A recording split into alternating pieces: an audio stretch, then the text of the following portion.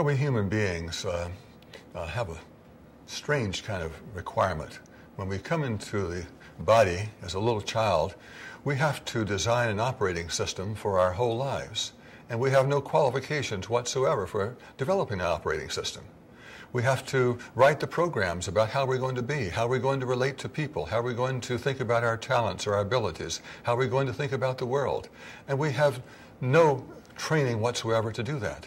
And we're like little sponges and absorb things from the environment around us. And one thing we know too is we even interpret them. It's not just what's in our genetic structure, it's not just in what parents or other people do, but it's how we interpret what they do.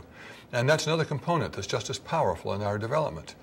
So here we are developing our whole personality as an operating system, and then we forget 99% of it. We don't even know how we got there, and we live the rest of our lives wondering why I'm reacting this way, why I'm creating this result in my life, why I always have scarcity, or why I always feel abandoned in my life. Because those things are just encoding some information. And they start out with just the traumas that we experience in the uterus. We know from a lot of research studies now when cameras are placed in the uterus that they react to the environment. They react to how parents are feeling, emotional states. They react to positive music. They react to fights that parents might be having. They react to anxiety experiences or sadness. If one had a parent who died or there was an accident around, something of that nature, the fetus reacts, while in the uterus. But we also had multiple experiences once we were born.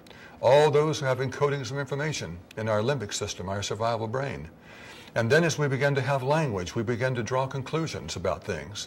We give interpretations, and we start having beliefs like, I must not be worthy, I must not be good enough, because as little kids we experience our parents as gods who are capable of everything and anything. And so if I'm not getting the love and approval I want, it couldn't be that they're incapable of giving it to me or they have some kind of limitation.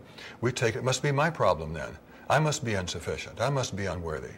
And so all those kind of things we start developing very, very early. Then it becomes our operating system, and we print the results of that out, like in a computer program. We print that out in our lives over and over and over again, not knowing where it comes from.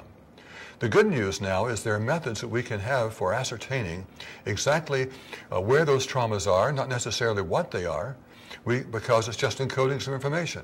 And there are methods that can be used now as you download those on the download click on this movie.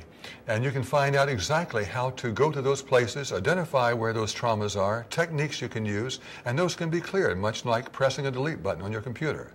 That's the good news. We can clear out that early programming of those traumas. We can clear out that programming of those core beliefs that we have. And then we can use that to help us be able to be in charge of our thoughts. Because if those traumas and if those beliefs are not cleared, many of us will have much more trouble stopping those negative thoughts.